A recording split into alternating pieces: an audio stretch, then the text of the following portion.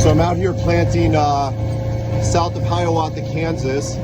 It's a 1770 NT that has a full Reflex Planter Automation System on it with automated row unit down pressure, automatic depth control, and active closing wheel control. This is a really interesting area to plant because of the terraces that they have, the no-till, the soil. It really produces a difficult range of conditions to plant into, and so it's an excellent place for us to test. I'm driving this Ranger behind. I'm connected over Wi-Fi to the control system, and I'm looking at some different data layers here. And so, let's see, we're on the true downforce data layer right now. Now it's wet. It's wet, but the ACS, the active closing wheel system, really does a nice job. And you've got the firming wheel that runs in the furrow right here, okay? And let's see, which way is my upwind side? See if we can get some better views. Here you've got the GFX row cleaner with the scissor wheels in front, trailing arm design so the forces on the row cleaner aren't going into the row unit itself. You've got the reflex down pressure system. He's got the narrow gauge wheels, which I really like. You can see the active depth control system is set at 2.1 inches. That's a hydraulic system that's actually controlling the sea depth. Go up over that terrace. Look how we're using all of the range of motion of the row unit. And you've got the ACS, the active closing wheel system. And notice the ACS, the way it works, you've got this rubber firming wheel that runs in the furrow, okay? And it's firming the seed, and it casters side to side, and you've got air pressure that's firming the seed. And then the control system is basically controlling how deep in the ground these curved tine closing wheels are running relative to the bottom of the furrow. So what he's got here is he's saying, you know what, let's actually switch that over. He's saying, telling the control system to keep the bottom of the closing wheels 1.3 inches from the bottom of the furrow. The bottom of the furrow is established by the position of the firming wheel and there's a sensor that measures the relative distance between them, okay? So now let's switch our map data layer quick. See if I can do that while driving. We're gonna go over here. Let's just tour you through the control system overview, okay? So we've got the target gauge wheel load at 170 pounds, the seed depth at 2.1 inches, and the target closing wheel depth at 1.1 inches, okay? Supply pressure 2,700, uplift pressure at 850 PSI, average cylinder pressure, now this is the average pressure across all the rows at around 1,000, average gauge wheel load at around 200, average true downforce is at 50, okay? So the true downforce is calculated based on the uplift, the down pressure, and the geometry of the parallel arms. So that's the actual weight in pounds that we're pushing down on the row unit, but that does not include the mass of the row unit itself. You've got the average seed depth across all rows at 2.10, excellent control accuracy. Average seed depth error at 0.02. Average closing wheel depth at 1.23.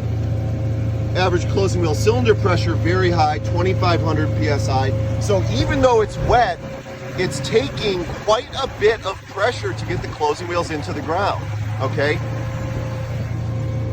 You've got the average closing wheel downforce of 68 and the average closing wheel depth error of 0.24. Gonna go back over to our mapping screen. Let's go to closing wheel downforce. All right, so now we're gonna look at our closing wheel downforce map. Up here, we're coming up to a terrace.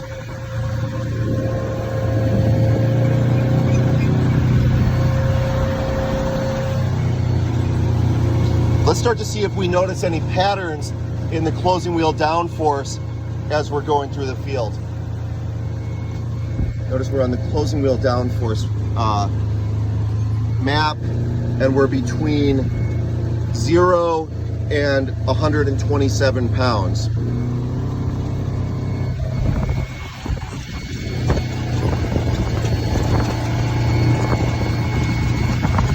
Just turn around here and go back.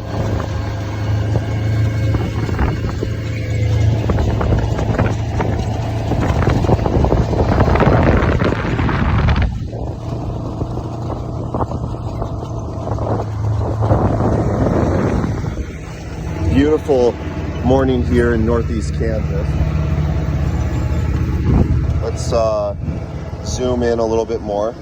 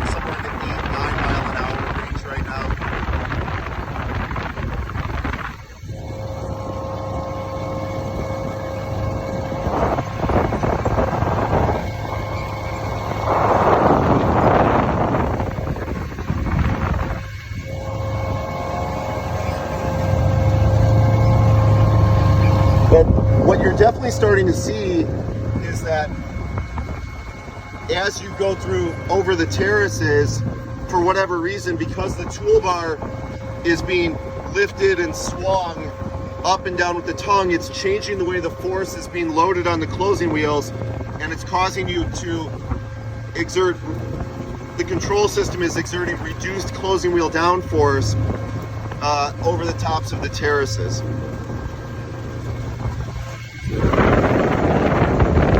Alright, so now let's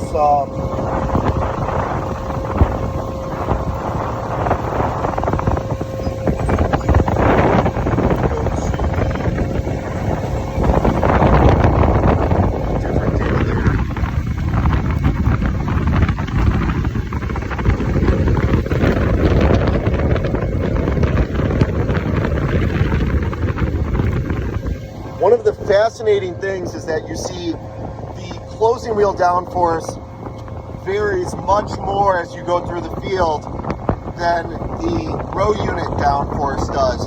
And so the closing wheels appear to be much more susceptible to changes in soil conditions than the row units themselves are. Of course, because they're all mounted to the same linkage, the closing wheel downforce and the gauge wheel loader are correlated in many ways. Right up on top of it here. You've got the firming wheel running in the burrow. Now this assembly casters side to side to keep it centered. Very wet conditions. You're firming the seed. Oh, here it gets muddy.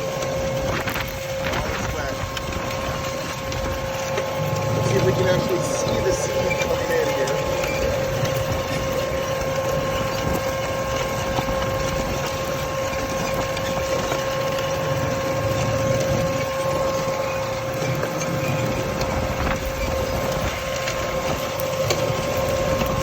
Not OSHA approved.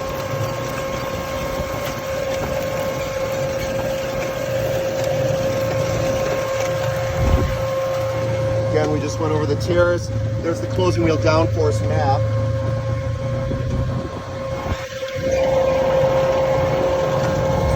Zoom out a little bit.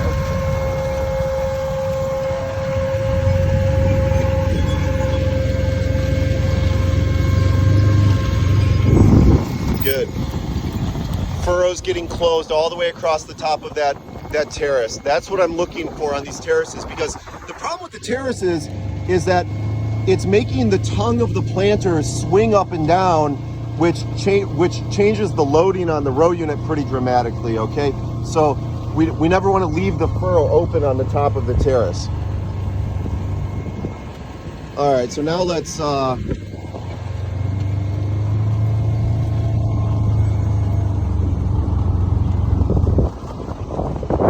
let's look at our data layer. We'll zoom out here. Let's zoom out and look at our data layer.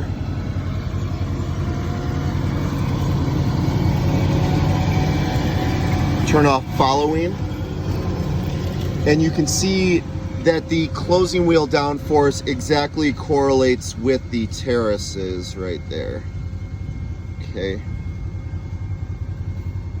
All right, let's go to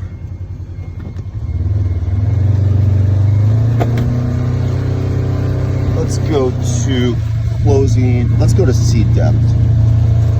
All right, here we are on seed depth.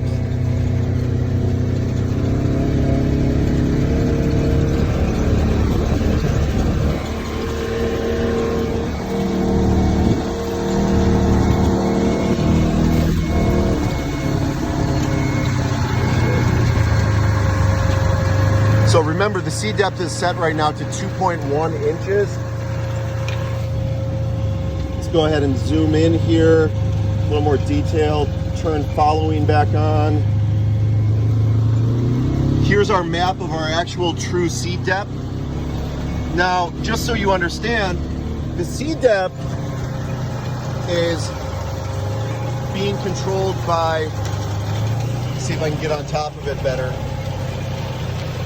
This arm, which is a hydraulic actuator on the seed depth, and it's got a sensor which is actually measuring the real seed depth, okay? And so at the top of the reflex actuator system, you've got 3 different control circuits on each row, digital hydraulic control circuits. And the seed depth is being measured by a sensor, which is right on that arm right there, okay? So here's the seed depth map. Now let's go over to the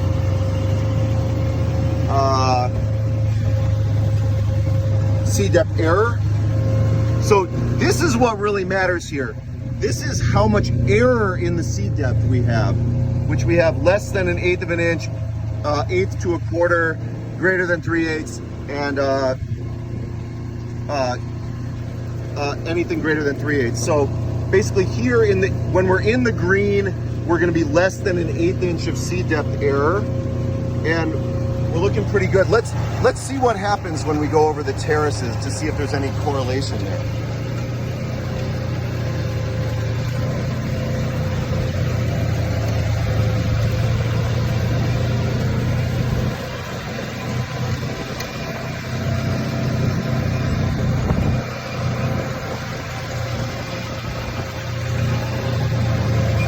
I'll tell you what, it is wet, wet, wet out here. Wet, wet, wet.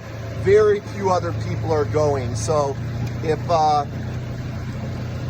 we can make this plant effectively in these conditions and make this crop really perform, I'll tell you what, that is a good deal, because here in Northeast Kansas, boy, you want to get the seed in the ground any chance you can, because if you remember last year, if you waited, you got that 5-7 inches of rain and you didn't plant until June. So people want to be out there planting any chance you possibly can.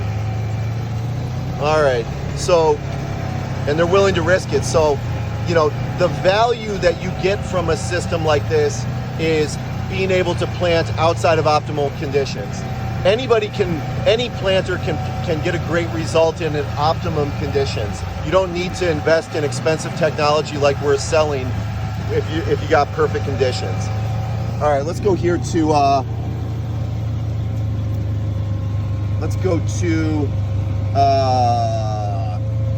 true downforce.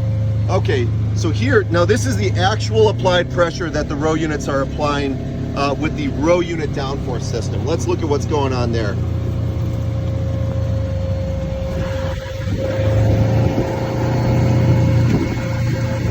Coming up, getting to the end of the row again.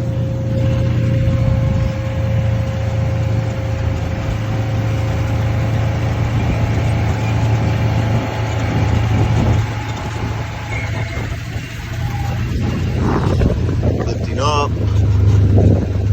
Notice the GPS offset. We've got a really not very good antenna on here. So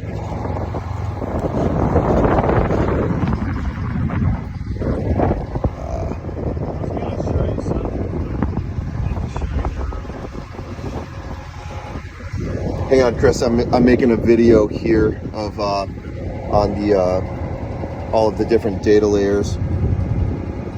Hey, that's not bad. Let's see what we got here. I was going to show you something. If you look at, this is the true downforce that we're applying right here, okay? Always, you know, you've got the wet spots on the down back sides of the terraces right here, okay? You're definitely seeing a good correlation there. You're definitely seeing, you know, increased true downforce requirements. I would guess that's at the peak of the terrace, but if you go over here, you go to closing wheel downforce, you know, you see that exact correlation with the terraces on the closing wheel downforce. And the thing I don't know is that actually a function of the soil, or is it a function of the way that the tongue swings up? And I think what it does is you come down and on that other side of the terrace, the tongue goes like this, and then it takes that whole back of the unit and just swings it into the ground and loads it up, you know? And it has to change. And so it's pretty slick. Seed depth error, we've got less than 1/8 inch of seed depth error the whole way around. Closing wheel depth. So the closing wheel depth, okay, so again, as we come up over the terrace, it's changing things. Just like last year when we were talking about making that active control over the 3-point hitch so that it maintains like the certain level.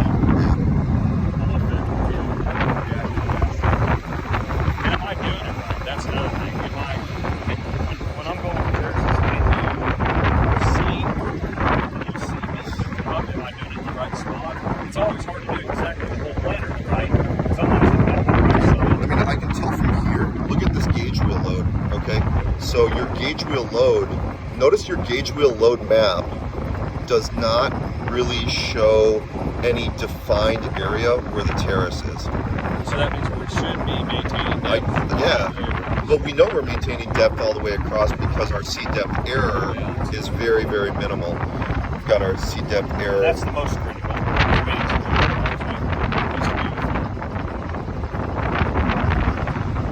Better GPS antenna, but this is, I'll tell you what, we're looking into place. So that's a little tour of the Furrow Technic and the Reflex ADC ACS system.